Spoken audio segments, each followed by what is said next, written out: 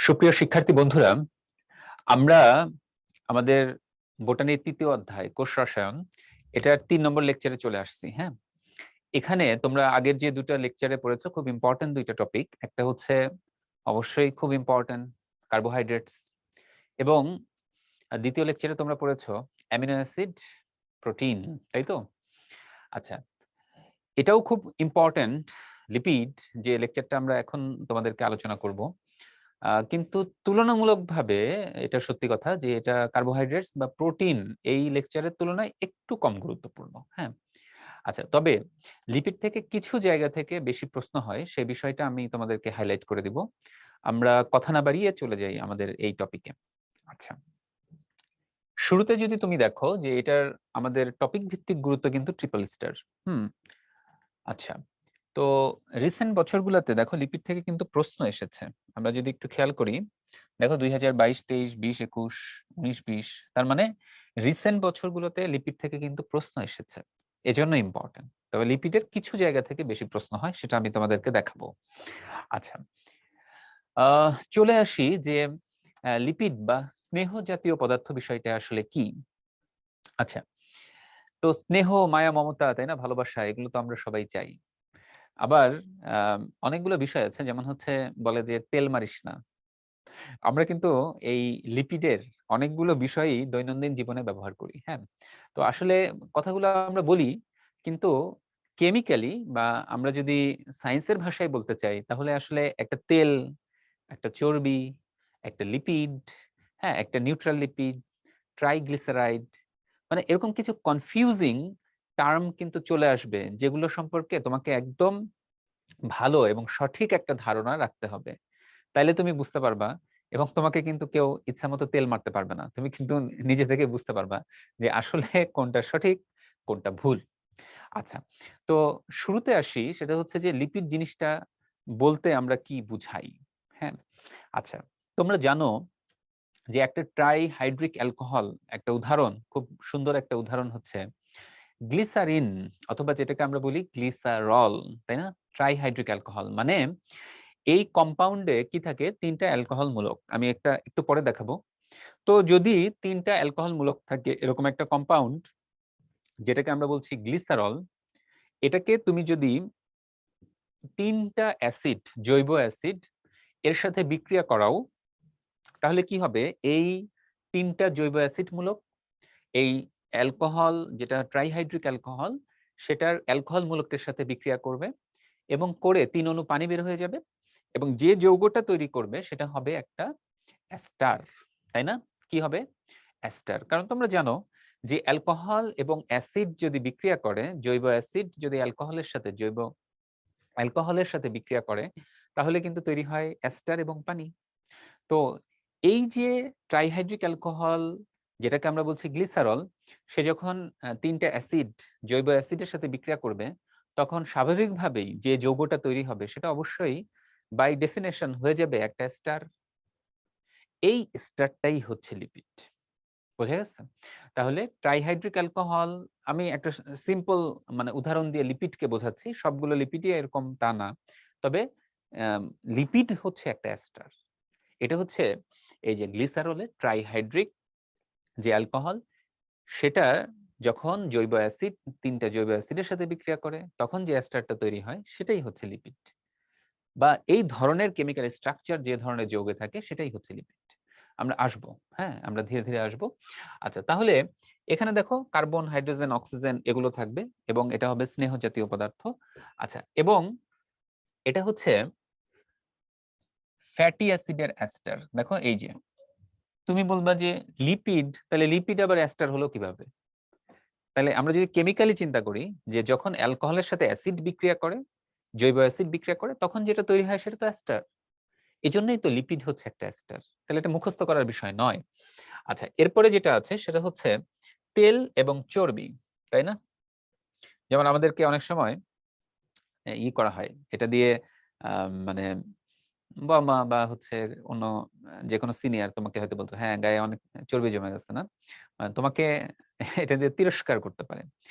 আর তেল বিষয়টা কি, চর্বি বিষয়টা কি, তাহলে এটা সম্পর্কে একটা কমন ধারণা আমাদেরকে রাখতে হবে, সেটা হচ্ছে তেল বা চর্বি আসলে একই জিনিস। আমরা যদি কেমিক্যালি চিন্তা করি তাহলে তেল বা চর্বি মোটামুটি একই জিনিস, ঠিক আছে? দুটোই হচ্ছে নিউট্রাল লিপিড। সবাই একটু মনোযোগ দিয়ে খেয়াল করবা। তাহলে তেল বা চর্বি এটা কেমিক্যালি কিন্তু মোটামুটি একই জিনিস, ঠিক আছে? এরা হচ্ছে নিউট্রাল লিপিড।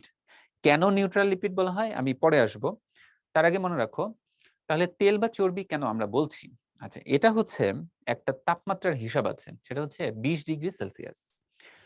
সবাই খুব মনোযোগ দিয়ে খেয়াল করবা, সেটা হচ্ছে 20°C তাপমাত্রায় ফিজিক্যালি মানে ভৌতভাবে যারা কঠিন সেই ধরনের নিউট্রাল লিপিড হচ্ছে চর্বি, আর যারা 20°C তাপমাত্রায় যারা তরল সেই ধরনের নিউট্রাল লিপিড গুলা হচ্ছে তেল। এভাবে আমরা তেল এবং চর্বিকে ভাগ করি। আরো কেমিক্যালি কিছু বিষয় আছে, সেটা আমি আসব। এখন তোমাদের জন্য একটা প্রশ্ন, এটা আমি উত্তরটা দিব না, কিন্তু প্রশ্নটা করে যাচ্ছি, সেটা তোমরা পারলে এটার উত্তর দেখে আমাদেরকে জানাবা। সেটা হচ্ছে নারিকেলের তেল। খেয়াল করো তো, নারিকেলের তেল হচ্ছে লিকুইড, মানে একটা লিকুইড বা তরল জাতীয় থাকে। আবার শীতের দিনে কি হয়, নারকেল তেলটা কিন্তু জমে যায়, এটা তো জানো সবাই। তাহলে আমার প্রশ্ন হচ্ছে নারিকেল তেল এটা আসলে তেল নাকি চর্বি? কারণ এটা মানে তরলও থাকতেছে, আবার এটা কঠিন বা জমেও যাচ্ছে। তাহলে এটা তেল বা চর্বি, এটা তোমরা আমাদেরকে জানাবা। ওকে, আচ্ছা, আমরা যদি চলে যাই এই বিক্রিয়াটা দেখো, এটা আমরা একটু বলি। সেটা হচ্ছে এখানে সবাই একটু খেয়াল করবা, এই যে দেখো এখানে কিন্তু 3টা অ্যাসিড মূলক, মানে 3টা জৈব অ্যাসিড আছে। এই জৈব অ্যাসিড গুলোকে আমরা বলছি ফ্যাটি অ্যাসিড। বুঝছো ফ্যাটি অ্যাসিড কেন? কারণ এরা ফ্যাট বা লিপিড তৈরিতে ব্যবহৃত হয়, এজন্য এদেরকে বলা হচ্ছে ফ্যাটি অ্যাসিড। ওকে, আচ্ছা দেখো ওই যে যে অ্যালকোহলের কথা বলছিলাম, ট্রাইহাইড্রিক অ্যালকোহল, তাই না? ট্রাইহাইড্রিক ট্রাইহাইড্রিক অ্যালকোহল কি দেখো তো, এই যে গ্লিসারল, দেখো একটা হাইড্রোক্সিল মূলক, দুইটা হাইড্রোক্সিল মূলক এবং 3টা হাইড্রোক্সিল মূলক। তাহলে কি হবে, এই অ্যাসিড মূলকগুলা প্রত্যেকে এসে এই অ্যালকোহল মূলকের সাথে বিক্রিয়া করবে, এখানে এসে বিক্রিয়া করবে। তো বিক্রিয়া করলে কি হবে দেখো, এই যে পানি বের হয়ে যাবে। দেখো খেয়াল করে, এই যে এখানকার OH, এখানকার OH, তাই না? তাহলে কেমন হলো জিনিসটা, H2O2, এখান থেকে মাইনাস পানি, পানি যদি বাদ দাও তাহলে দেখো থেকে যাচ্ছে শুধু O। এই দেখো সেই O, ও ও ঠিক আছে? তাহলে এই যে বন্ধন তৈরি হলো, হওয়ার পরে যে যৌগটা আমরা পাচ্ছি, মানে ডেফিনেটলি এটা কেমিস্ট্রির ভাষায় আমরা বলতে পারি এটা হচ্ছে একটা অ্যাস্টার। অবশ্যই আমরা বলতে পারি যে এটা হচ্ছে একটা অ্যাস্টার। তাহলে এই অ্যাস্টারটাকেই আমরা বলছি লিপিড। তাহলে আমরা কি বলতে পারি যে লিপিড হচ্ছে গ্লিসারলের ফ্যাটি অ্যাসিড অ্যাস্টার। কি বলতে পারি, লিপিড হচ্ছে গ্লিসারলের ফ্যাটি অ্যাসিড অ্যাস্টার। দেখো এই বিক্রিয়া থেকে কিন্তু আমরা এই কথাটা বলতে পারি। আচ্ছা, আমরা এরপরে চলে যাই। লিপিডের কিছু বৈশিষ্ট্য আছে, কেমন? আচ্ছা, তোমরা জাস্ট যদি তেলের কথা চিন্তা করো, হ্যাঁ, ধরো ওই যে নারকেলের তেল দিয়ে যদি আমরা একটা উদাহরণ দিই, দেখো এটা কিন্তু কোনো বর্ণ নাই, তাই না? ট্রান্সপারেন্ট। এটার কোনো আচ্ছা অনেক সময় গন্ধ থাকতে পারে, কিন্তু নাও থাকতে পারে, ইউজুয়ালি গন্ধ থাকে না, এবং এদের কোনো স্বাদ থাকে না। এবং তোমরা জানো যে তেল এবং জল কখনো কিন্তু কি হয় না, মিশ খায় না। তাহলে এটা পানিতে অবশ্যই অদ্রবণীয় হয়। আচ্ছা, তাহলে এরা কি হবে, এরা জৈব দ্রাবকগুলোতে সাধারণত দ্রবণীয় হবে, পানিতে হয় না। তাহলে যেগুলো অপোলার সেগুলোতে এরা দ্রবণীয় হবে। এটাই তো কেমিস্ট্রিতে আমরা শিখেছি। আচ্ছা, এরা হচ্ছে ফ্যাটি অ্যাসিডের অ্যাস্টার। এটা এতক্ষণ ধরে আমরা কেমিক্যাল রিঅ্যাকশন গুলোতে বললাম। দেখো এগুলো কোনোটাই কিন্তু মুখস্থ করার বিষয় না, তুমি জাস্ট বুঝে একবার পড়ে ফেলবা, তাহলে দেখবা এটা তোমাকে আর পড়তে হবে না। হ্যাঁ, আচ্ছা, এটা পানির চেয়ে হালকা। আচ্ছা, এখানে একটা জিনিস খেয়াল করো, এগুলো প্র্যাকটিক্যালি চিন্তা করতে হয়। যেমন তুমি ধরো একটা গ্লাসে পানি আছে, পানির উপরে তুমি কিছু 2 ড্রপ তেল ফেলে দিলা। আচ্ছা, এটা তুমি জানার জন্য যদি কখনো না দেখে থাকো, তাহলে আমি বলবো বাসায় আজকে করে দেখতে পারো। তুমি 1 গ্লাস পানির মধ্যে কি করবা, 2 ফোঁটা তেল দিবা, ঠিক আছে? সয়াবিন তেল বা যেটা রান্নার তেল, জাস্ট একটু দিয়ে দেখবা, পরীক্ষা করে একটু দেখবা, যে দেখবা তেলটা কিন্তু পানিতে ভেসে থাকে। আচ্ছা, কেন ভেসে থাকে? এখানে যে বিষয়টা আছে সেটা হচ্ছে আপেক্ষিক গুরুত্ব। তোমরা জানো এই বিষয়টা, সেটা হচ্ছে আপেক্ষিক গুরুত্ব বা স্পেসিফিক গ্র্যাভিটি।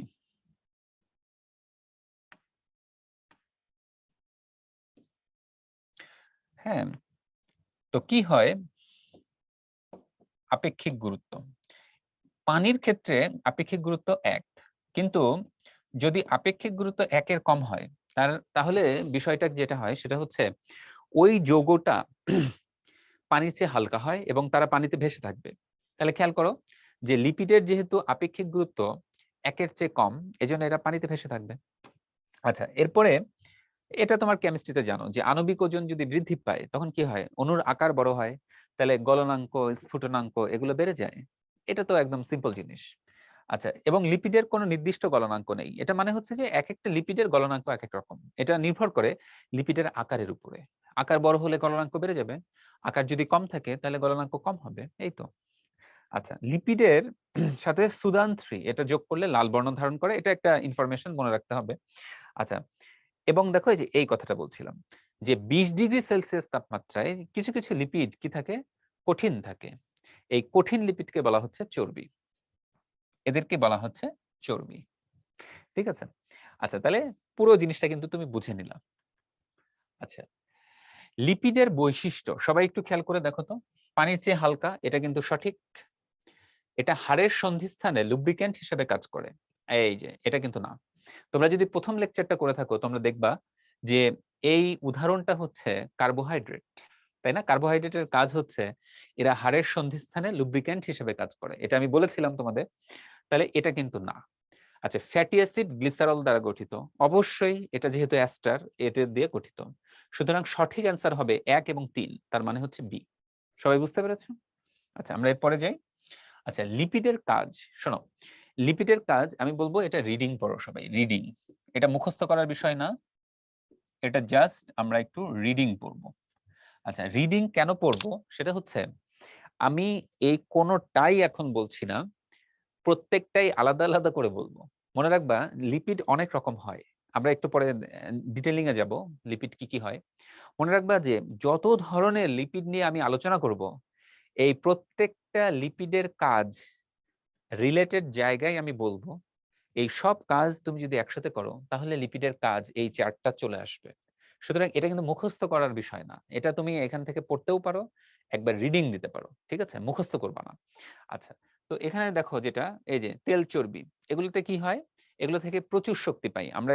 দেখিয়েছিলাম তোমাদের যে লিপিড থেকেই সবচেয়ে বেশি শক্তি পাওয়া যায় কার্বোহাইড্রেট এবং প্রোটিনের চেয়ে, কারণ প্রত্যেকটা অনুলিপিড থেকে মোটামুটি 9 কিলো ক্যালোরি শক্তি পাওয়া যায়, যেটা কার্বোহাইড্রেট এবং প্রোটিনের ক্ষেত্রে মাত্র 4 বা 4.1 কিলো ক্যালোরি পাওয়া যায়। তাহলে দ্বিগুণের চেয়েও বেশি শক্তি কিন্তু লিপিড থেকে পাওয়া যায়।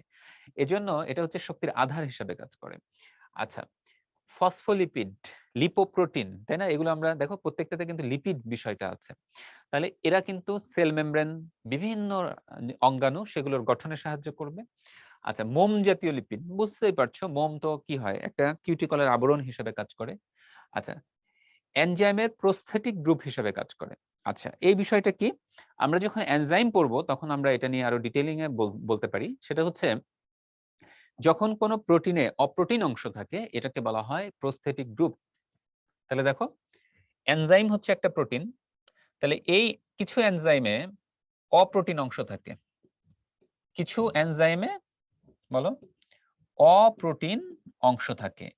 এই অপ্রোটিন অংশটাকেই বলা হচ্ছে প্রস্থেটিক গ্রুপ। তাহলে এনজাইমে যে প্রস্থেটিক গ্রুপ বা অপ্রোটিন জাতীয় অংশ থাকবে সেটা তো লিপিডও হতে পারে। তাহলে লিপিড যদি হয় সেটা হচ্ছে ফসফোলিপিড। তাহলে এনজাইমের প্রস্থেটিক গ্রুপ বা অপ্রোটিন অংশ হিসাবে কিছু সময় লিপিড কাজ করে। কোন ধরনের লিপিড কাজ করে? ফসফোলিপিড। তাহলে এটা একটা ইম্পর্টেন্ট কাজ।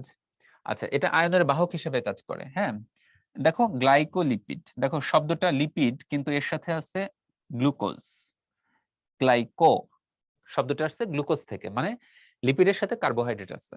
সুতরাং এটা সালোক সংশ্লেষণের সাথে জড়িত মনে হচ্ছে, কারণ সালোক সংশ্লেষণ প্রক্রিয়ায় কিন্তু কার্বোহাইড্রেট তৈরি হয়, যেটা পরবর্তীতে লিপিডের সাথে যুক্ত হয়ে গ্লাইকোলিপিড এটা তৈরি করে, এবং গ্লাইকোলিপিডের এখানে বিশেষ ভূমিকা আছে।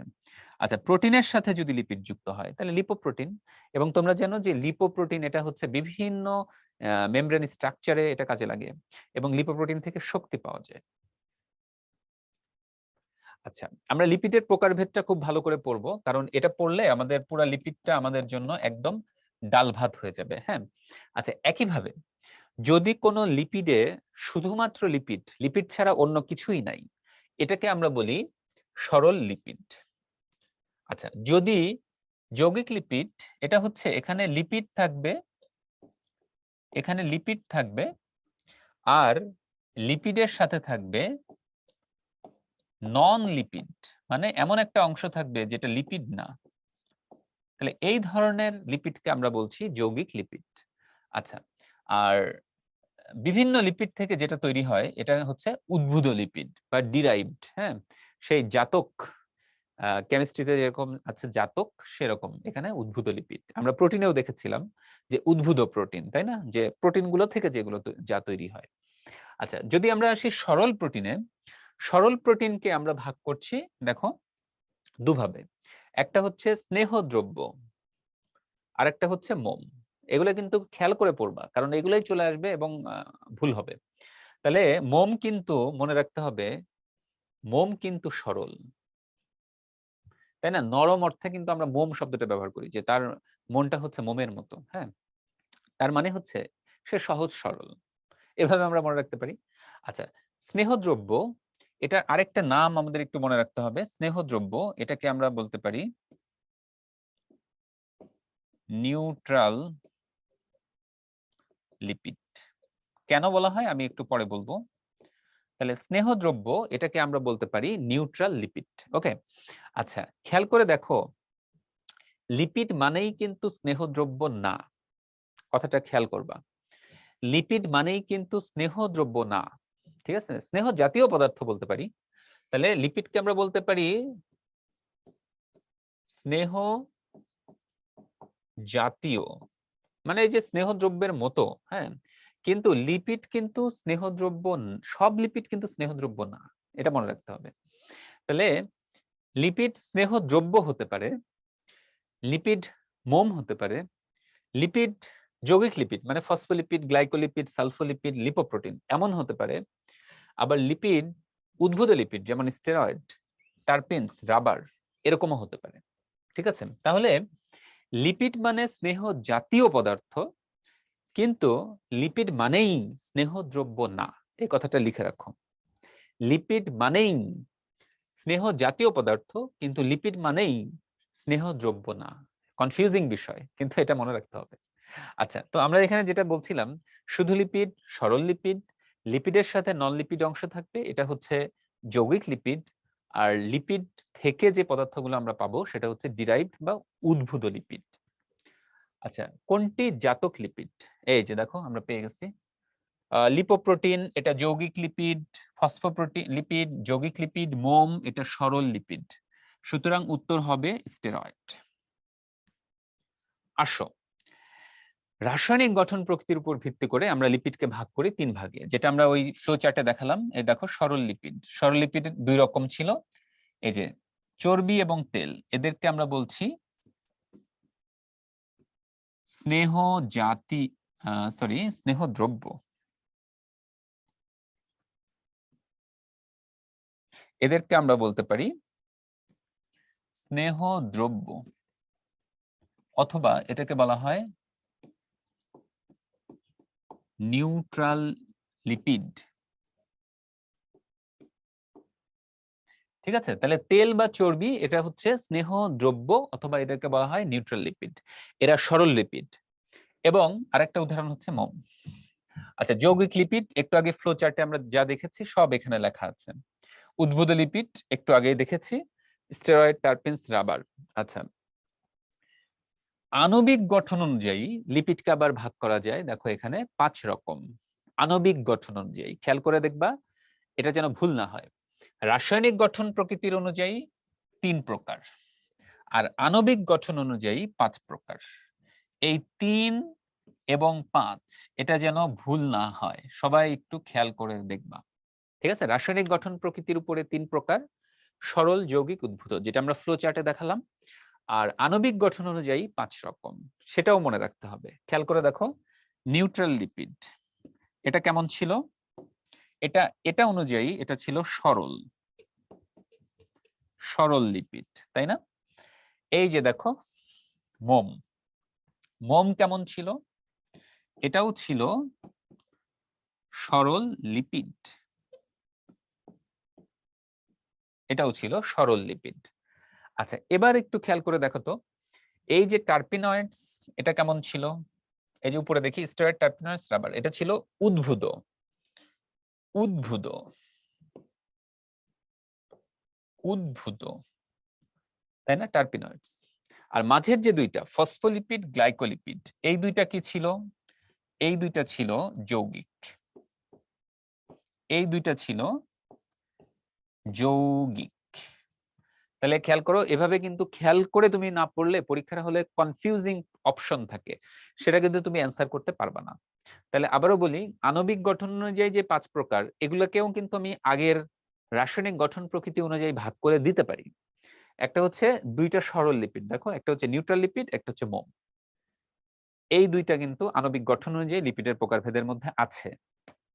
ফসফোলিপিড, গ্লাইকোলিপিড এরা ছিল আসলে যৌগিক লিপিড, এরা আছে। আর উদ্ভূত লিপিডের মধ্যে আছে টার্পিনয়েডস। এখন শুধু টার্পিনয়েডস আছে, স্টেরয়েড, রাবার এগুলো কেন নাই?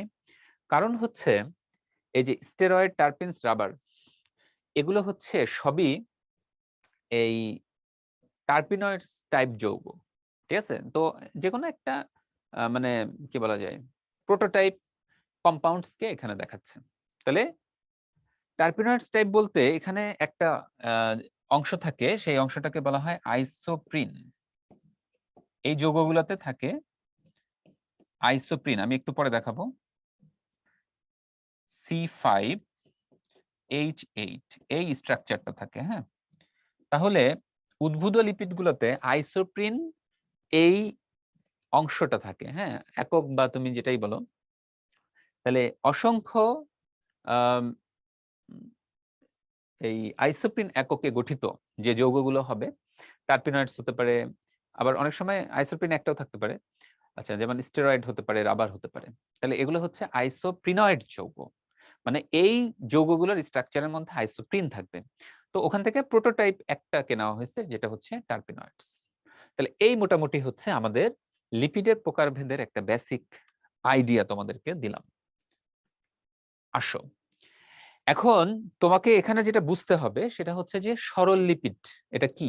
ওই যে বললাম 2 রকম হতে পারে, একটা হচ্ছে নিউট্রাল লিপিড আর একটা হচ্ছে মোম। তাহলে বলো, সরল লিপিড 2 রকম, একটা হচ্ছে নিউট্রাল লিপিড বা স্নেহ দ্রব্য, আর একটা হচ্ছে মোম। আচ্ছা, আমরা যদি এখানে আসি, দেখো সরল লিপিড এর মধ্যে আছে হচ্ছে স্নেহদ্রব্য, অথবা ওই যে সবসময় এটা মনে রাখবা, অথবা এটাকে বলা হয় নিউট্রাল লিপিড। কেন বলা হয় আমি একটু পরে দেখাবো তোমাদের। নিউট্রাল লিপিড, ঠিক আছে, যেটা হচ্ছে তেল এবং চর্বি, এবং এর সাথে আছে মোম। এই দুটোই হচ্ছে সরল লিপিড, একটু আগে বলা হয়েছে। আচ্ছা, এবার আসো স্নেহদ্রব্য বা নিউট্রাল লিপিড। আচ্ছা, সবাই একটু খেয়াল করবা, ওই যে আমরা একটা বিক্রিয়া দেখিয়েছিলাম, এই বিক্রিয়াটার প্রক্রিয়ায় যেটা তৈরি হয় সেটা এখানে দেখাচ্ছি। খেয়াল করে দেখো, এই যে এখানে ছিল আমার ট্রাইহাইড্রিক অ্যালকোহল, কেমন? এটা ছিল আমার ট্রাইহাইড্রিক অ্যালকোহল অংশ, আর এইটা হচ্ছে আমার একটা ফ্যাটি অ্যাসিড 1, ফ্যাটি অ্যাসিড 2, এটা ছিল ফ্যাটি অ্যাসিড 3। তাহলে দেখো, ট্রাইহাইড্রিক অ্যালকোহলের সাথে 3টা ফ্যাটি অ্যাসিড যুক্ত হয়, এজন্য এটাকে বলা হয় ট্রাইগ্লিসারাইড। খেয়াল করো, এখানে শব্দটা হচ্ছে ট্রাই, ট্রাইগ্লিসারাইড। কেন? ওই যে গ্লিসারলের সাথে 3টা ফ্যাটি অ্যাসিড যুক্ত হয়, এজন্য এটাকে বলে ট্রাইগ্লিসারাইড। বুঝে গেছে? তাহলে এটাই ছিল আমার খেয়াল করো, যাহাই ট্রাইগ্লিসারাইড তাহাই হচ্ছে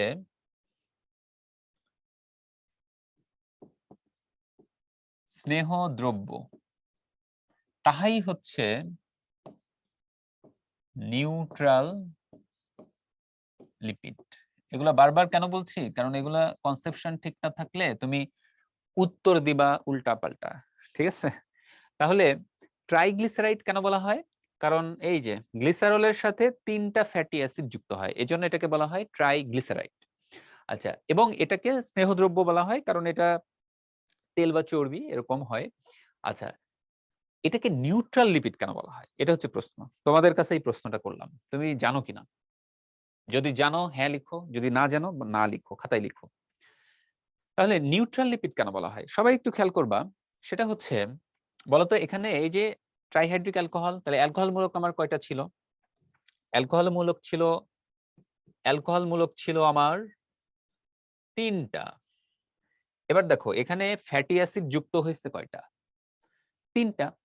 এবং প্রত্যেকটা ফ্যাটি অ্যাসিডের অ্যাসিড মূলক কয়টা? একটা করে ছিল। তাহলে এখানে আমার অ্যাসিড মূলক আছেও 3টা। তাহলে দেখো এই কম্পাউন্ডে 3টা ট্রাইহাইড্রিক অ্যালকোহল ছিল, মানে 3টা অ্যালকোহল মূলক ছিল, এবং 3টা ফ্যাটি অ্যাসিড যুক্ত হওয়ার কারণে এখানে অ্যাসিড মূলকও কিন্তু আসলে 3টা। তাহলে 3টা অ্যাসিড মূলক, 3টা অ্যালকোহল মূলক, তারা কি করছে? বিক্রিয়া করে ফেলছে। এটা তো বুঝছো। তাহলে 3টা অ্যালকোহল মূলক এবং 3টা অ্যাসিড মূলক তারা বিক্রিয়া করছে, বিক্রিয়ার ফলে এই কম্পাউন্ডটা তৈরি হয়েছে, তাই না? বিক্রিয়ার ফলে এই কম্পাউন্ডটা তৈরি হয়েছে, এই পুরো কম্পাউন্ডটা, যেটাকে আমরা বলতেছি ট্রাইগ্লিসারাইড। তাহলে নিশ্চিতভাবেই ট্রাইগ্লিসারাইডে কিন্তু কোনো অ্যালকোহল মূলক বা অ্যাসিড মূলক নাই। কারণ কি? 3টা অ্যালকোহল মূলক ছিল আর 3টা অ্যাসিড এসে যুক্ত হয়েছে, এজন্য হচ্ছে কি হয়ে গেছে? জিনিসটা নিউট্রাল হয়ে গেছে। জিনিসটা নিউট্রাল হয়ে গেছে। এজন্য এই ধরনের লিপিডকে বলা হচ্ছে, এখানে কিন্তু কোনো অ্যাসিড মূলক বা অ্যালকোহল মূলক এক্সট্রা নাই। এজন্য এই ধরনের লিপিডকে আমরা এজন্য বলছি নিউট্রাল লিপিড। কারণ কি? 3টা অ্যালকোহল মূলক 3টা অ্যাসিড মূলককে কি করে ফেলছে? নিউট্রাল করে ফেলছে এবং অ্যাস্টার তৈরি করে ফেলছে। এজন্য এটাকে বলা হচ্ছে নিউট্রাল লিপিড। তাহলে এটা মনে রাখবা, নিউট্রাল লিপিডের উদাহরণ হচ্ছে তেল চর্বি। আবার বলি, নিউট্রাল লিপিডের উদাহরণ হচ্ছে তেল চর্বি। ট্রাইগ্লিসারাইড উদাহরণ হচ্ছে তেল চর্বি। স্নেহ দ্রব্য উদাহরণ হচ্ছে তেল চর্বি। ভুল যেন না হয়, ঠিক আছে? আমরা যাই, তেল চর্বি পার্থক্য এটা তোমাদেরকে পড়তে হবে। আচ্ছা, এখানে বুঝতে পারবা সবাই। একটু যদি আমি এখানে যাই, যেমন ধরো এখানে একটা জিনিস শুধু একটু বলে দেব, সেটা হচ্ছে সম্পৃক্ত আর অসম্পৃক্ত। এটা হচ্ছে সম্পৃক্ত ফ্যাটি অ্যাসিড আর এটা হচ্ছে অসম্পৃক্ত ফ্যাটি অ্যাসিড। এই কথাটা একটু আমাদের মাথায় রাখতে হবে। তাহলে সম্পৃক্ত এবং অসম্পৃক্ত ফ্যাটি অ্যাসিড। আচ্ছা, ছবিটা একটু খেয়াল করো তো সবাই। দেখো তো এই ফ্যাটি অ্যাসিড, এই ফ্যাটি অ্যাসিডের মধ্যে স্ট্রাকচারের পার্থক্যটা কোথায়? সবাই একটু খেয়াল করো। দেখবা এখানে 7 এবং 8 নম্বর কার্বনের ভেতরে একটা ডাবল বন্ড আছে, ডাবল বন্ড আছে।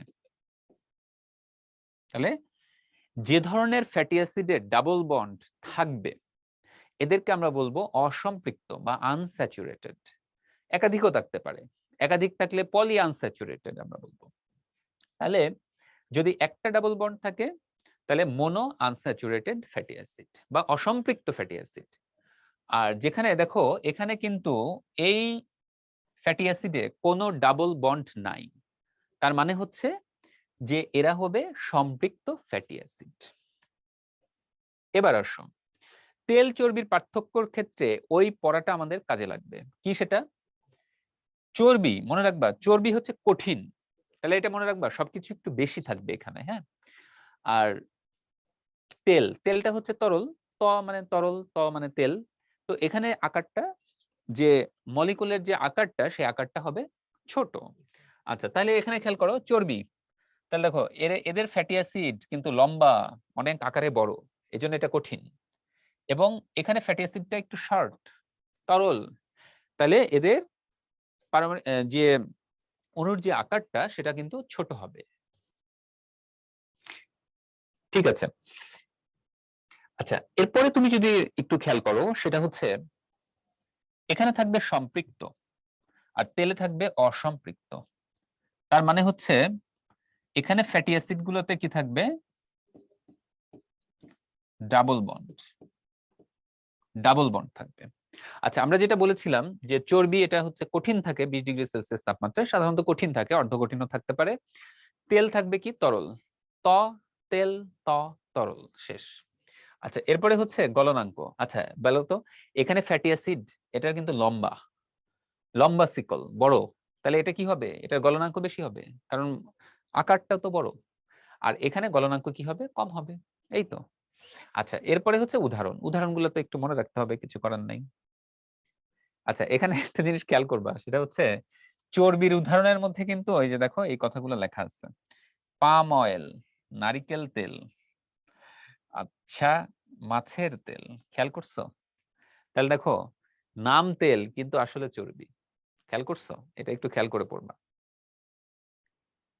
আচ্ছা এবার আসো ট্রাইগ্লিসারাইড, অলরেডি আমি বলে ফেলছি ট্রাইগ্লিসারাইড ওই যে দেখালাম। তাহলে এক অণু গ্লিসারলের সাথে 3 অণু ফ্যাটি অ্যাসিড যুক্ত হচ্ছে, এজন্য এটার নাম হচ্ছে ট্রাইগ্লিসারাইড। আচ্ছা গ্লিসারলে 3টা হাইড্রোক্সিল মূলক থাকে, এটা আমরা সবাই জানি। আচ্ছা এবার আসো কিছু ফ্যাটি অ্যাসিডের উদাহরণ, হ্যাঁ, যেমন হচ্ছে আনস্যাচুরেটেড, বা এটার বাংলাটা মনে রাখবা অসম্পৃক্ত, অসম্পৃক্ত ফ্যাটি অ্যাসিডের উদাহরণ, হ্যাঁ কেমন, লিনোলিক, লিনোলেনিক। আচ্ছা স্যাচুরেটেড ফ্যাটি অ্যাসিড, আচ্ছা এটার অসংখ্য উদাহরণ আছে, এদের উদাহরণ অনেক বেশি, এজন্য এটা আলাদা করে মনে রাখতে হবে না। ঠিক আছে, তাহলে আমরা শুধু অসম্পৃক্ত বা আনস্যাচুরেটেড ফ্যাটি অ্যাসিডের কথা মনে রাখবো। আচ্ছা এখানে ইম্পর্টেন্ট একটা কথা মনে রাখবা, সেটা হচ্ছে কারা খারাপ, এই যে স্যাচুরেটেড ফ্যাটি অ্যাসিড, এটা দেখো এটা হৃদরোগের কারণ। কারণ কি, হৃদরোগে রক্তনালী যেটা আছে সেই রক্তনালীর প্রাচীরকে এটা কি করে, এখানে জমা হয়ে এটা প্রাচীরকে বন্ধ, মানে রক্তনালীকে বন্ধ করে দেয়, ফলে রক্ত সরবরাহ হয় না, এবং আমরা জানি অনেকে বুকে ব্যথা নিয়ে ভর্তি হয় হাসপাতালে, যেটাকে বলে হার্ট অ্যাটাক। তাহলে হার্ট অ্যাটাকের জন্য দায়ী আসলে যে ফ্যাটি অ্যাসিড, সেটা হচ্ছে সম্পৃক্ত বা saturated fatty acid. Saturated fatty অ্যাসিডটা আমাদের শরীরের জন্য খারাপ। ওকে, আচ্ছা আমরা চলে যাই। আচ্ছা এখানে তোমরা একটু দেখো, ওই যে লিনোলেইক এবং লিনোলিক অ্যাসিড যেটা ছিল অসম্পৃক্ত, মনে রাখবা এরা হচ্ছে ভালো, শরীরের জন্য ভালো। ঠিক আছে, এজন্য এদেরকে বলা হচ্ছে, এবং এটা শরীরে অবশ্যই কাজে লাগে, এজন্য এদেরকে বলা হচ্ছে আবশ্যকীয় অ্যামিনো অ্যাসিড, মানে এদের কার্যকারিতা আছে শরীরে এবং এদেরকে অবশ্যই শরীরে লাগবে, এরা হচ্ছে আবশ্যকীয় অ্যামিনো অ্যাসিড। আচ্ছা এখানে যে ছবিটা তোমরা যদি একটু খেয়াল করে দেখো, সেটা হচ্ছে ট্রান্স, ট্রান্স মানে কি, ট্রান্স মানে হচ্ছে এপার ওপার। ঠিক আছে, দেখো হাইড্রোজেন এই কার্বনের এখানে, এই কার্বন এখানে, তাহলে ফ্যাটি অ্যাসিডে যখন ডাবল বন্ড থাকে তখন সেটা কি হয়ে যায় বলতো, সেটা হয়ে যায় অসম্পৃক্ত, সেটা হয়ে যায় অসম্পৃক্ত। তাহলে সেখানে ডাবল বন্ডের দুই পাশে হাইড্রোজেন যদি বিপরীত দিকে থাকে এটাকে বলে ট্রান্স ফ্যাটি অ্যাসিড, যদি একই দিকে থাকে তাহলে সেটাকে বলে সিস ফ্যাটি অ্যাসিড। খেয়াল করবা এরা কিন্তু কি অসম্পৃক্ত, কারণ কি অসম্পৃক্ত ফ্যাটি অ্যাসিড কেন, কারণ এদের তো ডাবল বন্ড আছে, ডাবল বন্ড থাকলে তো অসম্পৃক্ত। ঠিক আছে, বোঝা গেছে? আচ্ছা এখন যেটা মনে রাখবা সেটা হচ্ছে এই যে ফ্যাটি অ্যাসিডের 3 নম্বর কার্বনে যদি ডাবল বন্ড থাকে তাহলে এটাকে বলে omega 3 fatty acid, omega 3 fatty acid. যদি 6 নম্বর কার্বনে থাকে এটাকে বলবো omega 6 fatty acid, omega 6 fatty acid. বলছে এরা আমাদের শরীরে তৈরি হয় না, কিন্তু এরা আমাদের শরীরের জন্য অবশ্যই দরকার। হ্যাঁ, তো কেন, কারণ এটা আমাদের ব্রেনে কাজে লাগে, এটা আমাদের চোখের গঠনে কাজে লাগে। ঠিক আছে, তাহলে এটা একটু মনে রাখতে হবে যে আমাদের ওমেগা 3 এবং ওমেগা 6 ফ্যাটি অ্যাসিড এটা আমাদের শরীরের জন্য অবশ্যই দরকার, যেটা শরীরে তৈরি হয় না। আচ্ছা এরপরে যেটা আছে সেটা হচ্ছে এই যে সিস ফ্যাটি অ্যাসিড, এটা শরীরের জন্য ভালো, কিন্তু এই যে এখানে দেখো ট্রান্স ফ্যাটি অ্যাসিড, যেটাকে সংক্ষেপে বলে ট্রান্স ফ্যাট, ট্রান্স ফ্যাট, এটা শরীরের জন্য খারাপ। দেখো ট্রান্স ফ্যাটি অ্যাসিড এটা দেহের জন্য অপকারী, এটাকে ট্রিপল স্টার দিয়ে রাখো। তাহলে আমাদের শরীরের জন্য অপকারী ফ্যাটি অ্যাসিড হচ্ছে trans fatty acid. Trans fatty acid আমাদের শরীরের জন্য খারাপ। আচ্ছা, চলে আসি আমরা এখানে। আচ্ছা, সবাই একটু খেয়াল করে দেখবা, এখানে যে কথাগুলো লেখা আছে সেটার আগে আমাদের একটু মনে রাখতে হবে। দেখো এই যে এটা একটা অ্যাসিড এবং এটা একটা অ্যালকোহল। খেয়াল করে দেখো তো, এই অ্যালকোহল মূলক আছে একটা, OH মূলক একটি। তাহলে মনে রাখবা এই অ্যাসিড অ্যালকোহল মিলে তৈরি হচ্ছে ওয়াক্স বা মোম। তাহলে বলতো মোমে কি ট্রাইহাইড্রিক অ্যালকোহল থাকে নাকি মনোহাইড্রিক অ্যালকোহল থাকে? এই বিক্রিয়া থেকে তোমরা বুঝতে পারছো যে মোমে থাকে মনোহাইড্রিক অ্যালকোহল। দেখো এই কথাটাই লেখা আছে, এই যে ফ্যাটি অ্যাসিড ট্রাইহাইড্রিক অ্যালকোহলের পরিবর্তে এই যে মনোহাইড্রিক অ্যালকোহল থাকে, এবং যে এস্টার তৈরি হবে তখন এটাকে আমরা বলবো মোম। তাহলে ট্রাইহাইড্রিক অ্যালকোহল যদি থাকে তাহলে তৈরি হবে ট্রাইগ্লিসারাইড বা নিউট্রাল লিপিড। যদি মনোহাইড্রিক অ্যালকোহলের সাথে ফ্যাটি অ্যাসিড বিক্রিয়া করে তাহলে তৈরি হবে ওয়াক্স বা মোম। এটাই হচ্ছে কথা। আচ্ছা, এখানে কিছু কার্বনের বিষয় আছে, যেমন 24 থেকে 36টা কার্বন থাকে। মোম পানিতে অদ্রবণীয়, এটা বলার কিছু নাই। এবং এখানে বলেছে অসম্পৃক্ত ফ্যাটি অ্যাসিড থাকে। আচ্ছা, আসলে এটা হবে সম্পৃক্ত।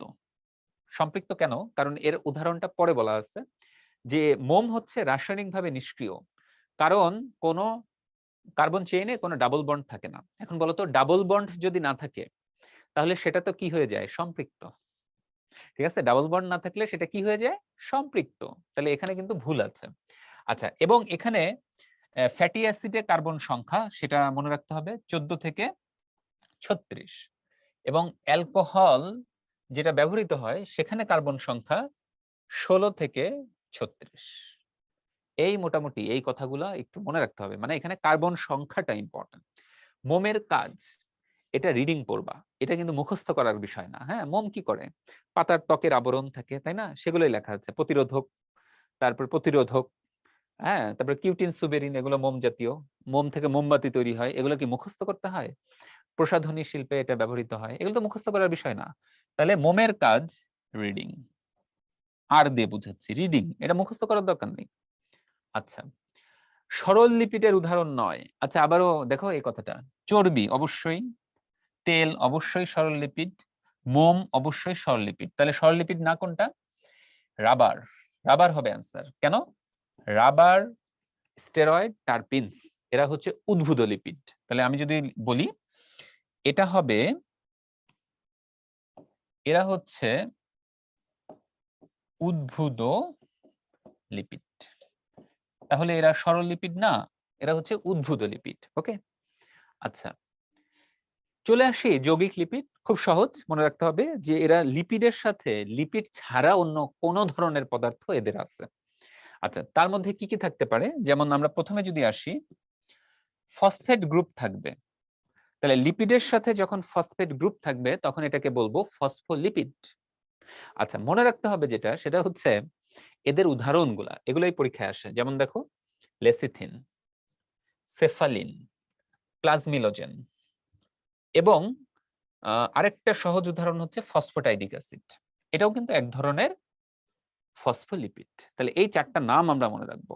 তাহলে লেসিথিন, সেফালিন, প্লাজমিলোজেন এবং ফসফোটাইডিক অ্যাসিড। ফসফোটাইডিক অ্যাসিড ইটসেলফ একটা ফসফোলিপিড, এবং এটা হচ্ছে সবচেয়ে সরল ফসফোলিপিড। সবচেয়ে সরল, এটা আমরা একটু লিখে রাখতে পারি। ফসফোলিপিডের কাজ কি? এটা হচ্ছে বিভিন্ন মেমব্রেন তৈরি করে। তাহলে দেখো, এটা মুখস্থ করার দরকার নাই। সেল মেমব্রেন, মাইটোকন্ড্রিয়া, বিভিন্ন organelle, chloroplast, endoplasmic reticulum, nuclear envelope, এগুলো প্রত্যেকটার মেমব্রেনে ফসফোলিপিডটা থাকে। ঠিক আছে, এই। আচ্ছা, তাহলে কাজ কি হবে? কাজ হবে যে কোষ ঝিল্লিতে যেহেতু থাকে, তাহলে এটা কি করবে, বিভিন্ন বস্তুর, একটা তো গঠনে সাহায্য করবে, দ্বিতীয়ত হচ্ছে বিভিন্ন বস্তুর কোষের ভেতরে বা বাইরে, কোনো অর্গানের ভেতরে বা বাইরে, অর্গানেলির ভেতরে বা বাইরে আদান প্রদান, তাই না, সেখানে সাহায্য করবে।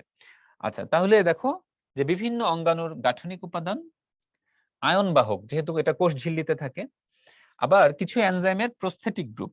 ওই যে আমরা জানি এনজাইমের যে অপ্রোটিন অংশ থাকে এটাকে বলা হয় প্রস্থেটিক গ্রুপ।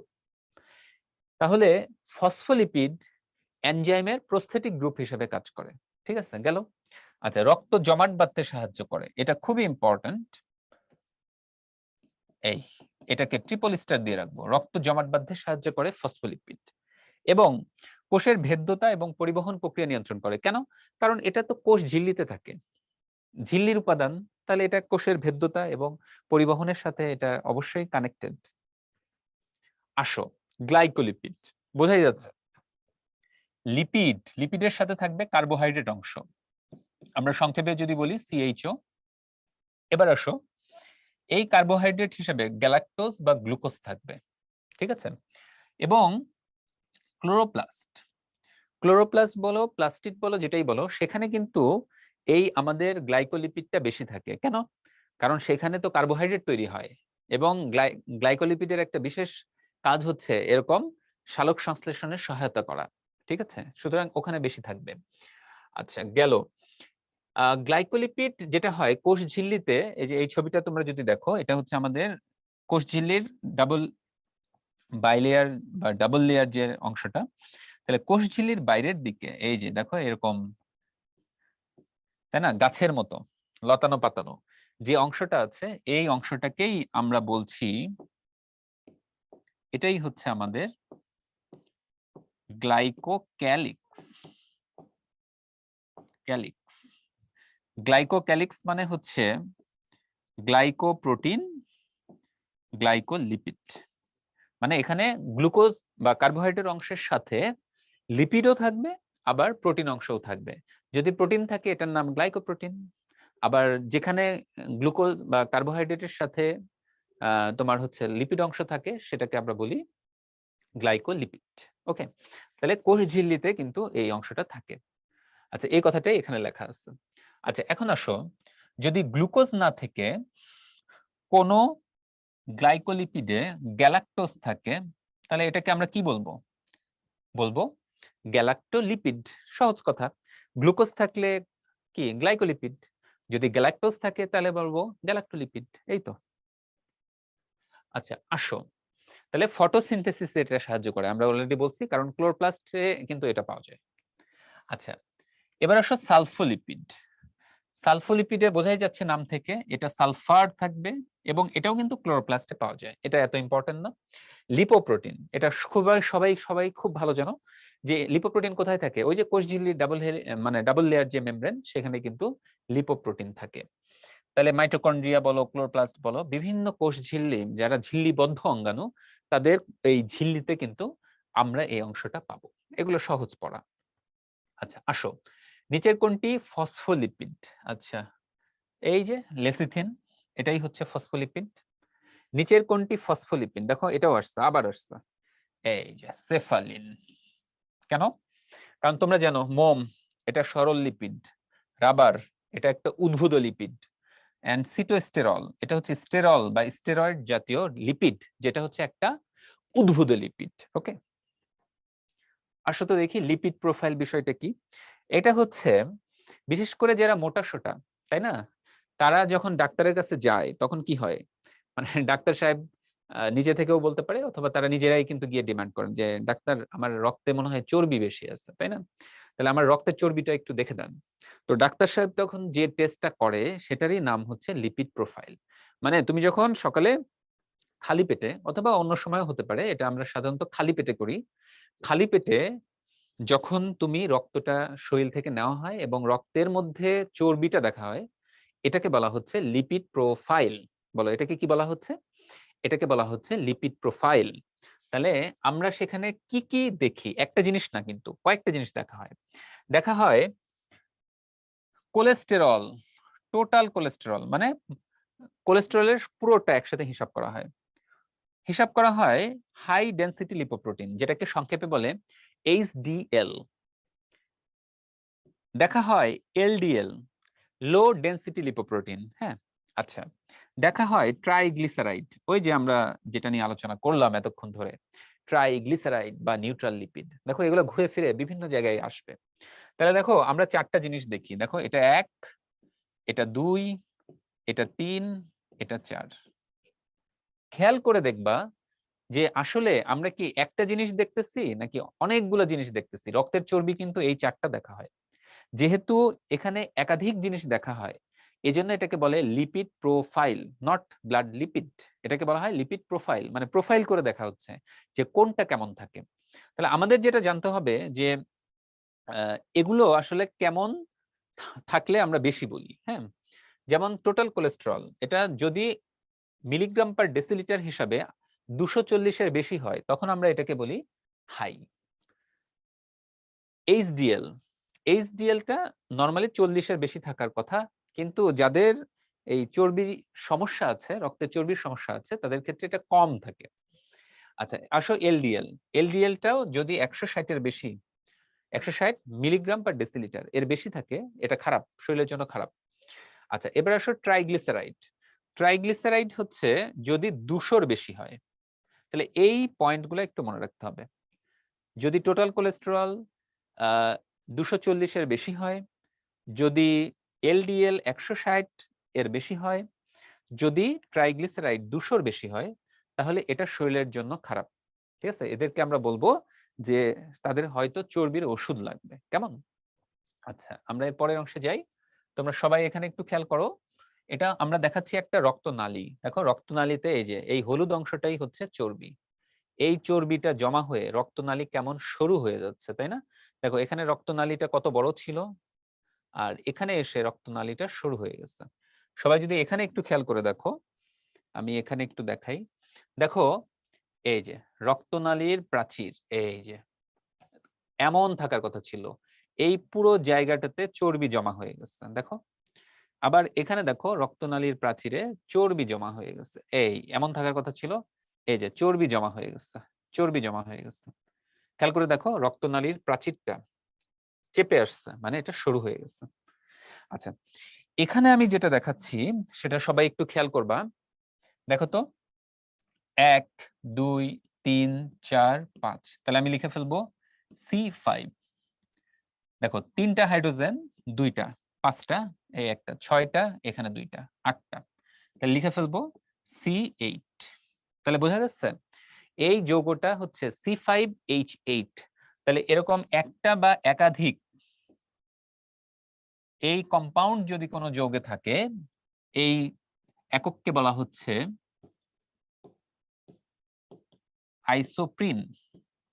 আইসোপ্রিন একক। তাহলে এই এককটা যদি কোনো যৌগে থাকে, তাহলে এই ধরনের যৌগকে বলা হয়, এই ধরনের যৌগকে বলা হয়, এক বা একাধিক যদি থাকে তাহলে আমরা বলি আইসোপ্রিনয়েড যৌগ। এই আইসোপ্রিনয়েড যৌগগুলো হচ্ছে কিছুই না, এগুলো হচ্ছে উদ্ভূত যৌগগুলো। 3টা উদাহরণ তোমাদের বইতে আছে, একটা হচ্ছে স্টেরয়েড, একটা হচ্ছে টারপিন, একটা হচ্ছে রাবার। Steroid, terpene, rubber. আবার বলো, স্টেরয়েড, টারপিন এবং রাবার। ওকে, আমরা এর পরের অংশে যাই। আচ্ছা, উদ্ভূত লিপিড অলরেডি বলে ফেলছি যে এখানে কি থাকবে, এই যে আইসোপ্রিন একক থাকবে। কেমন? এখানে আইসোপ্রিন একক থাকবে, এই যে C5H8, এটা একটু জানতে হবে। এবং দেখো আইসোপ্রিনে কিন্তু 5 কার্বন বিশিষ্ট, এটা অলরেডি বলে ফেলছি। এবং এরা 3 প্রকার, ওই যে বললাম স্টেরয়েড, তারপরে টারপিন, রাবার। আচ্ছা, টারপিন রাবার পরে আসছি, আমরা এখানে দেখি স্টেরয়েড। আচ্ছা, স্টেরয়েডের কথা কি? স্টেরয়েডের কথা খুবই ইম্পর্টেন্ট। সেটা হচ্ছে আমাদের শরীরে এই যে শক্তিটা আমরা যে পাই, আমাদের শরীরে বিভিন্ন যে জৈব বিক্রিয়াগুলো হয়, প্রক্রিয়াগুলো হয়, তো এখানে খুব বেশি কাজ করে হচ্ছে স্টেরয়েড। এটা হচ্ছে একটা কেমিক্যাল পদার্থ যেটা আমাদের শরীরের বিভিন্ন অন্তঃক্ষরা গ্রন্থি থেকে আসে। ঠিক আছে, তাহলে আমাদের শরীরের বিভিন্ন অন্তঃক্ষরা গ্রন্থি থেকে কি আসবে, এই স্টেরয়েড জাতীয় পদার্থ আসে। হ্যাঁ, বিশেষ করে একটা গ্রন্থির কথা আমরা সবাই জানি, যেটা থেকে সরাসরি স্টেরয়েড আসে, যেটার নাম হচ্ছে অ্যাড্রেনাল গ্রন্থি। ঠিক আছে, তাহলে স্টেরয়েড আমাদের শরীরে কোন গ্রন্থি থেকে আসে? আসে হচ্ছে অ্যাড্রেনাল গ্রন্থি। এই অ্যাড্রেনাল গ্রন্থি থেকে আসবে স্টেরয়েড। আচ্ছা, অন্যান্য অন্ধকার গ্রন্থিগুলো এখানে কাজ করে, তাদের বিভিন্ন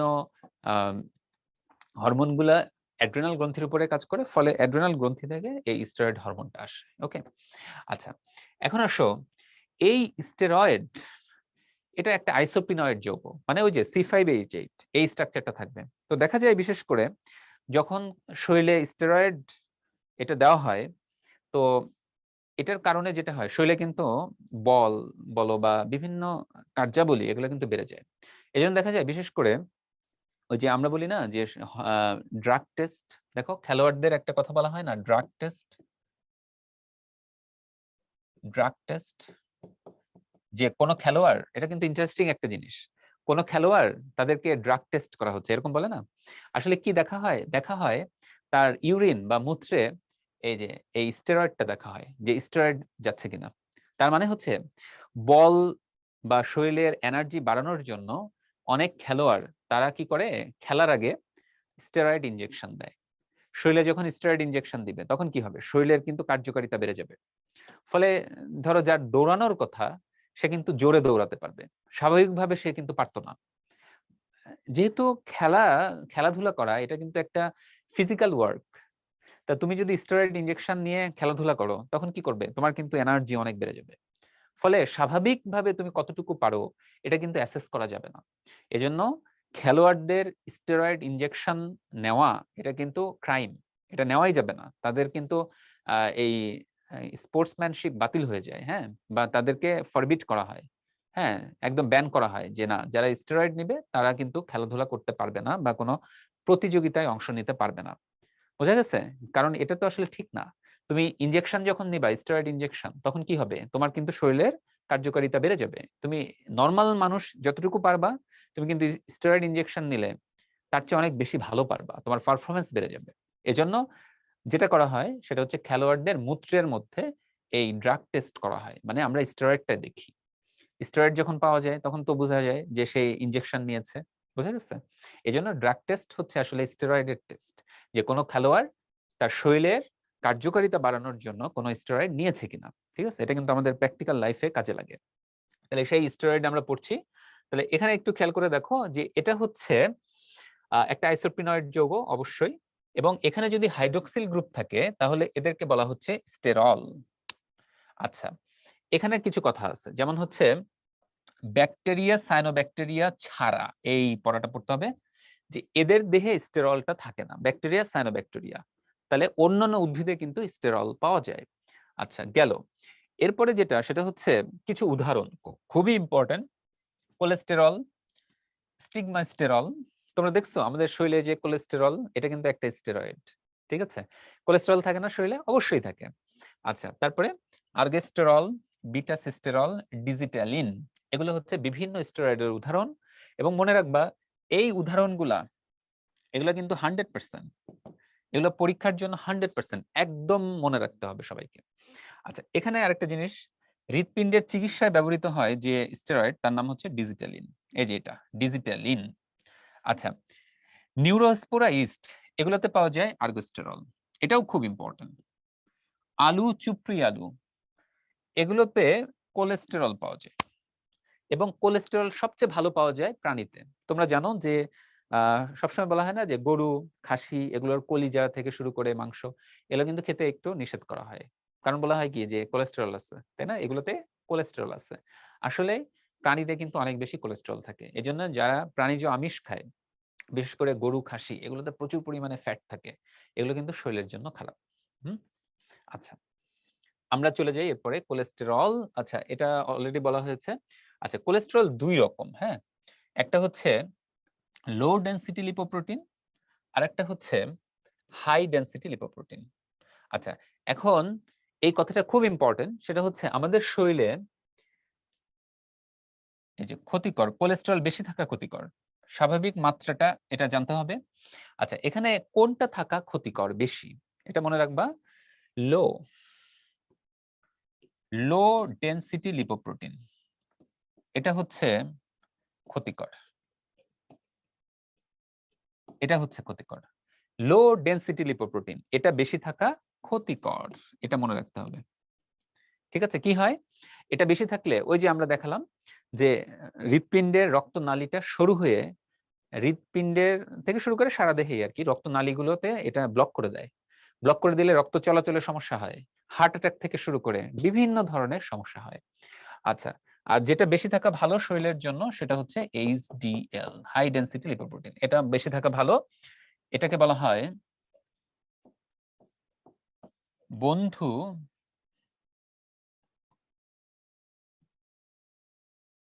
এটাকে বলা হয় বন্ধু কোলেস্টেরল। এটাকে বলা হয় বন্ধু কোলেস্টেরল। মানে হাই ডেনসিটি লিপোপ্রোটিন আবার আমাদের রক্তনালীতে যে চর্বি জমা হওয়া সেটাকে বাধা দেয়। তো যেহেতু এটা বাধা দেয়, রক্ত চলাচলটা ভালো থাকে, এজন্য এটাকে বলা হয় বন্ধু কোলেস্টেরল। তাহলে হাই ডেনসিটি লিপোপ্রোটিন এটা থাকা ভালো, বেশি থাকা ভালো। লো ডেনসিটি লিপোপ্রোটিন এটা ক্ষতিকর কোলেস্টেরল, এটা শরীরে বেশি থাকা খারাপ, কারণ এটা রক্তনালীকে সরু করে দেয়, রক্ত চলাচলে বাধা হয় এবং একসময় হার্ট অ্যাটাক হয়। এই জিনিসগুলো এখানে মোটামুটি বলা আছে। তো তোমরা জানো যে যে রোগটা হয় এটাকে বলা হয় করোনারি থ্রম্বোসিস, এটা তোমরা রক্তে অধ্যায় পড়েছো। এইচডিএল 40-এর বেশি থাকতে হবে, না হলে এটা আমাদের জন্য খারাপ। এলডিএল 100-র কম থাকা ভালো। ঠিক আছে, এলডিএল নরমালি যদি 100-র কম থাকে সেটা শরীরের জন্য ভালো, এই কথাগুলো একটু জানতে হবে। আচ্ছা, এখানে আমরা একটু দেখাচ্ছি যে আসলে এলডিএল কিভাবে আমাদের ক্ষতি করে। এল লো ডেনসিটি লিপোপ্রোটিন কিভাবে আমাদের ক্ষতি করে, দেখো এই যে রক্তনালী শুরু হয়ে যাচ্ছে, রক্তনালী শুরু হয়ে যাচ্ছে, এই যে এখানে ব্লক হয়ে গেল, এবং এর ফলে কি হয়, এই যে দেখো হৃৎপিণ্ডের এই জায়গাটা কি হয়ে যাচ্ছে, এখানে হার্ট অ্যাটাক হয়ে যাচ্ছে। মানে রক্তনালী ব্লক হয়ে এই জায়গাটা মরে যাচ্ছে, এই জায়গাটা মরে যায়, মরে যায়, যেটাকে আমরা বলি হার্ট অ্যাটাক। ওকে, তাহলে এলডিএল এই ক্ষতিটা করে, এজন্য এটাকে বলা হয় শত্রু কোলেস্টেরল, এটা শরীরে বেশি থাকা যাবে না। আচ্ছা দেখো তো, নিচের কোনটি বেড়ে গেলে অ্যাথেরোস্ক্লেরোসিস হয়? ওই যে রক্তনালী শুরু হয়ে যায়, আমরা জানি এলডিএল। কোন লিপোপ্রোটিন ব্যাড কোলেস্টেরল? এই যে এতক্ষণ ধরে যেটা বলতেছি সেটা হচ্ছে এলডিএল, লো ডেনসিটি লিপোপ্রোটিন, এলডিএল। ওকে, আচ্ছা আসো এরপরে যেটা জানবো সেটা হচ্ছে টারপিনস। আচ্ছা, টারপিনসটা কি? এটাও কিন্তু একটা আইসোপ্রিনয়েড যৌগ। আচ্ছা, কি থাকে এখানে, কার্বন সংখ্যা এটা একটু জানতে হবে, 10 থেকে 40টা, এতটুকু জানলেই হয়। এখানে আইসোপ্রিন থাকে, কোথায় পাওয়া যায়? পুদিনা, তুলসী, এগুলোতে পাওয়া যায়। তাহলে এটা সুগন্ধি হিসেবে ব্যবহৃত হয়। এটা 1 বছর মেডিকেল ভর্তি, ডেন্টাল ভর্তি পরীক্ষায় এসেছে, এতটুকু জানাই যথেষ্ট। রাবার একই কথা, এটাও একটা উদ্ভূত লিপিড, এটা একটা টার্পিনয়েডস। হ্যাঁ, এখানে কতগুলো থাকে, এটা অনেক বড়, 3000 থেকে 6000। দেখো এখানে মাত্র 10 থেকে 40 কার্বন থাকে, আর এখানে 30,000 থেকে 3000 থেকে 6000 আইসোপ্রিন একক থাকে, এটা তাহলে অনেক বড়। আচ্ছা, রাবার গাছের বৈজ্ঞানিক নামটা আসার মতো, হ্যাবিয়া ব্রাজিলিয়ানসিস। ঠিক আছে, এখান থেকে পাওয়া যায়। আচ্ছা, ভারতীয় রাবারের বৈজ্ঞানিক নাম এটা কম গুরুত্বপূর্ণ। আচ্ছা যাই হোক, তারপরে যেটা রাবারের ব্যবহার এটা দরকার নেই। ঠিক আছে, তাহলে আমরা মেইনলি এই যে এই প্রাকৃতিক রাবার যেটাকে বলা হয় প্যারা রাবার, এই গাছটার বৈজ্ঞানিক নামটা জানবো। ওকে, আচ্ছা গেল। আচ্ছা, এরপরে যেটা আছে সেটা হচ্ছে ক্যারোটিনয়েডস। হ্যাঁ, ক্যারোটিনয়েডস এর মধ্যে থেকে আমরা কি পড়তে পারি? এগুলো কিন্তু লিপিড। ঠিক আছে, আচ্ছা এই যে এখান থেকে মনে রাখবো যে উদাহরণটা, ক্যারোটিনয়েডস এর উদাহরণ আছে বিটা ক্যারোটিন, এটা হচ্ছে আমাদের এই যে ভিটামিন এ তৈরি করে। আসলে ভিটামিন এরই আরেক নাম হচ্ছে বিটা ক্যারোটিন। তাহলে এটা আমাদের দেখতে সাহায্য করে, ওই যে রড কোষ, সেই রড কোষের রডোপসিন তৈরিতে সাহায্য করে, রডোপসিন তৈরিতে সাহায্য করে। তাহলে বিটা ক্যারোটিন আমরা কোথা থেকে পেতে পারি? এটা আমরা কুসুম, গাজর, টমেটো এগুলো থেকে পেতে পারি। তাহলে আমাদের দৃষ্টিশক্তি যেন ভালো থাকে সেটার জন্য আমাদের কিন্তু এই যে দেখো, এই যে কুসুম, গাজর, টমেটো এগুলো বেশি খেতে হবে। ঠিক আছে, যাতে আমরা বিটা ক্যারোটিন পেতে পারি। আচ্ছা, এবার আসলে স্টেরয়েডের মধ্যে আমাদের শরীরের মধ্যে কিছু যৌন বা সেক্স স্টেরয়েড রয়েছে, সেগুলোর নাম তোমরা এই নাম সবাই জানো। পুরুষের দেহে থাকে টেস্টোস্টেরন, আর স্ত্রীর দেহে থাকে ইস্ট্রোজেন। আচ্ছা, এদের কি কাজ এগুলো এতটা ইম্পর্টেন্ট না, এটা আমরা হয়তো জুলজি বই থেকে জেনে নিব। কিন্তু আরেকটা ইম্পর্টেন্ট স্টেরয়েড এখানে যেটা আছে, বাইল সল্ট। হ্যাঁ, তাহলে এখানে বাইল সল্টের তৈরিতে সাহায্য করে এই স্টেরয়েড গুলা, ঠিক আছে, এটা আমরা একটু জানবো। আচ্ছা, তারপরে যেটা সেটা হচ্ছে এলডিএল, এই যে কোলেস্টেরল যেটা, ঠিক আছে, এইটা হচ্ছে আমাদের শরীরের জন্য ক্ষতিকর। এই যে একটু আগে আমরা কোশ্চেনে দেখেছিলাম যে এটা হচ্ছে আমাদের ব্যাড কোলেস্টেরল, কিন্তু এইচডিএল সেটা হচ্ছে আমাদের বন্ধু কোলেস্টেরল। সুতরাং এটা বেশি থাকা আমাদের জন্য মঙ্গলজনক। এটাই কিন্তু মেডিকেল ভর্তি পরীক্ষায় একবার প্রশ্ন আসছে। আচ্ছা, আসো ভিটামিন। আচ্ছা, ভিটামিন থেকে যেটা মনে রাখবো, লিপিড দ্রাব্য কিছু ভিটামিন আছে। হ্যাঁ, এই ভিটামিনগুলো আসলে লিপিড জাতীয়। এগুলো কি সংক্ষেপে আমরা মনে রাখবো, এটা একটু লিখে রাখবা সবাই, যে লিপিড দ্রাব্য ভিটামিন। লিপিড দ্রাব্য ভিটামিন, এটা সংক্ষেপে মনে রাখতে হবে কেডা। কেডা, কেডা, আমরা বলি না কেডা মানে কে, কেডা, শেষ। কেতে হচ্ছে vitamin K, vitamin E, vitamin D, vitamin A. তাহলে এখানে এদের কিছু কাজ আছে, এটা একটু মনে রাখতে হবে। ভিটামিন এ এটা হচ্ছে ক্যারোটিনয়েডস, এখান থেকে তৈরি হয়, এবং এটাও যে আমাদের দেখতে সাহায্য করে। তাহলে ভিটামিন এর অভাবে হয় রাতকানা, এটা মাথায় রাখতে হবে, রাতকানা রোগ হয়, এটা সবাই জানো। ভিটামিন ডি এটা হচ্ছে ক্যালসিয়াম, এটা শোষণ নিয়ন্ত্রণ করে। সুতরাং কি হয়, যাদের হাড়ের রোগ আছে তাদেরকে কিন্তু আমরা ভিটামিন ডি দিই, এটা অনেকে হয়তো জানো। আচ্ছা, তারপরে হচ্ছে ভিটামিন ই। ভিটামিন ই যেটা, এটা হচ্ছে অ্যান্টিঅক্সিডেন্ট, মানে আমাদের বিভিন্ন জারণ বিজারণ প্রক্রিয়ায় যে দেহের কোষের ক্ষতি হয় সেটা থেকে দেহকোষকে রক্ষা করে। তাহলে এটা আমরা একটু লিখে রাখবো, ভিটামিন ই। ভিটামিন ই এটা হচ্ছে অ্যান্টি অক্সিডেন্ট, ঠিক আছে এই। আচ্ছা, এরপরে যেটা ভিটামিন কে, এই ভিটামিন কে এটা হচ্ছে অন্ত্রের ব্যাকটেরিয়ার মাধ্যমে তৈরি হয়। এটা রক্ত জমাট বাঁধতে সাহায্য করে, এটা খুব ইম্পর্টেন্ট, এটা খুব ইম্পর্টেন্ট। তাহলে রক্ত জমাট বাঁধতে সাহায্য করে ভিটামিন কে, এটা মনে রাখতে হবে। আচ্ছা, তাহলে যেগুলো লিপিড দ্রাব্য ভিটামিন সেটা হচ্ছে কে ই ডি এ, কেডা, ঠিক আছে। আর যেগুলো পানিতে দ্রাব্য ভিটামিন সেটা হচ্ছে বিসি। বিসি হচ্ছে পানি দ্রাব্য ভিটামিন, পানি দ্রাব্য। এটা খুবই ইম্পর্টেন্ট, কারণ এটা থেকে প্রশ্ন আসে, কেমন। আচ্ছা, আমরা চলে যাই এরপরের অংশে। আচ্ছা, জীবদেহে লিপিডের কি ভূমিকা, এই যে এতক্ষণ ধরে যে প্যাচাল পারলাম, বিভিন্ন ধরনের লিপিড এবং লিপিডের কাজ বলে দিচ্ছি, এগুলোই কিন্তু এখানে ধারাবাহিকভাবে বলা আছে। তোমরা যেটা করবা, এটা একটা রিডিং দিবা, এটা কিন্তু কখনোই আমাদের মুখস্থ করা যাবে না, কারণ এগুলো সব আমি বলে দিয়েছি অলরেডি, ঠিক আছে। দেখো, এটা শক্তির আধার, বিভিন্ন অঙ্গাণুর আবরণী ফসফোলিপিড, গ্লাইকোলিপিড সালোক সংশ্লেষণে সাহায্য করে, ফসফোলিপিড মেমব্রেনে থাকে, আয়নের বাহক, পানিতে দ্রাব্য ভিটামিন বিসি, পানিতে অদ্রবণীয় ভিটামিন হচ্ছে কেডা, তাই না। তারপরে হচ্ছে ওই যে প্রস্থেটিক গ্রুপ হিসেবে কাজ করে। তারপরে তাপ নিরোধক, তাই না, চর্বি যখন মোটা হয় তখন কিন্তু তাপটা বের হয়ে যেতে পারে না। এবং মোম জাতীয় যে লিপিড আছে তার কাজ সেটা আমরা এখানে দেখলাম। টারপিনয়েডস সুগন্ধি হিসেবে কাজ করে। আচ্ছা, এবং লিপিডের সাথে প্রোটিন থাকে, সেটা হচ্ছে লিপোপ্রোটিন তৈরি হয়। কোলেস্টেরল এটাও একটা লিপিড জাতীয় পদার্থ যেটা আমাদের শরীরের জন্য কাজে লাগে। আচ্ছা, এখানে আছে যে বিভিন্ন ধরনের লিপিড, এটাকে আমরা একটা সামারাইজড ফর্মে এখানে দেখাচ্ছি। এটা অলরেডি মেনশন, সরি, এখানে অলরেডি আমি এটা নিয়ে আলোচনা করেছি, কাজ উদাহরণ এগুলো বলা হয়েছে।